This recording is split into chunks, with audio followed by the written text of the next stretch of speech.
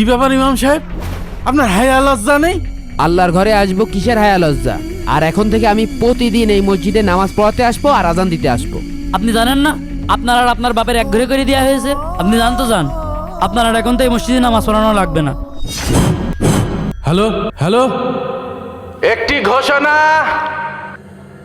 ঘোষণা, আমাদের মসজিদের ইমাম সাহেব আর ওর আব্বা আমরা গ্রামবাসীর পক্ষ থেকে এক ঘরে করে দিলাম।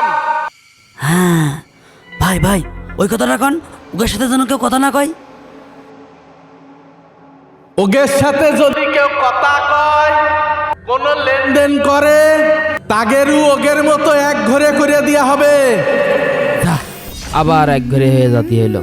এ মাতুব্বর কি যে শুরু করলো। ভাই আপনি যা করেছেন একদম ঠিক কাজ করেছেন, কিন্তু ভাই আপনি তো ইমাম সাহেবের এক ঘরে করে দিলেন, এখন নামাজ পড়াবে নাকিটা? কে তুই পড়াবি?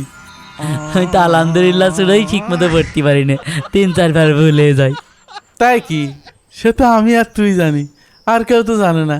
ঠিক আছে চলেন, কালকে তো আমি নামাজ পড়াবানে।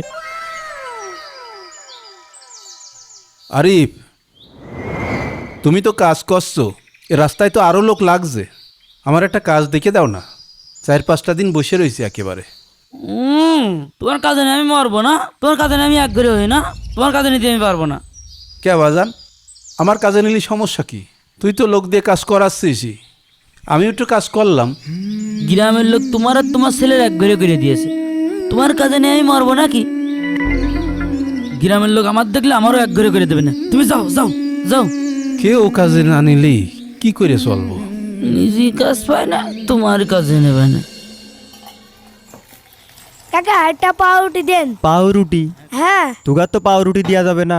আর পাউরুটি কা তোগার 1 ফুট 20ও দেবো না। তোকে তো এক ঘুরে করে দিয়েছে, যা সর।